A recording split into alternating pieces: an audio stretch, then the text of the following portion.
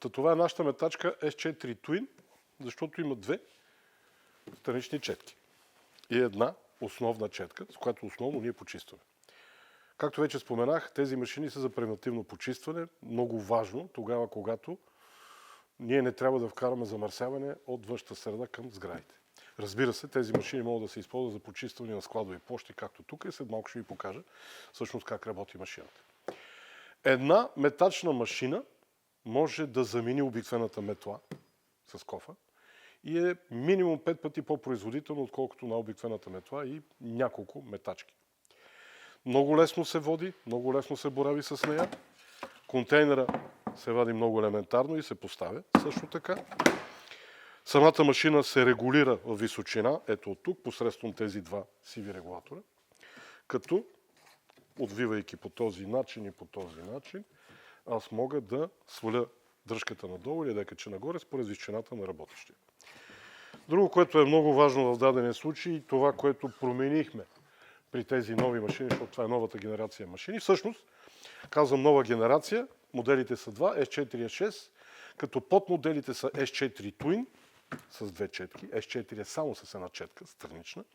А S6 и S6 Twin отново са с две, съответно една странична четка, но с едни сиви регулатори, които дават възможност аз да регулирам натиска на страничната четка върху пода, върху основата. Това е нашата програма, като производителността варира при най-базовия вариант S4 до най-високия вариант S6 Twin между 1800 и грубо 3000-3200 квадрата на час. С това казвам всъщност, че тази машина е изключително производителна и може да замести много работници с обикновени метли и лопати. Как работи въпросната машина? Работи на принципа на бутането. И тук аз трябва да хвана точно определената скорост на придвижване с тази машина, тъй като тези колела тук, те задвижват на една ос, основната четка, която замита и на принципа на лопатата и метлата вкарва абсолютно всичко в контейнера. Контейнера събира при различните машини различен капацитет, между грубо 20 и 40 литра при S4 и респективно S6. При S4, S4 Twin, S6, S6 Twin, ширината, полосата на почистване е различна, в зависимост от това дали има една или две четки и оттам нататък производителността на работа. Така аз казах всъщност и по този начин прецених, че между 1800 и 3200-300 квадрата при различните модели ние можем за единица време, за един час да изметем.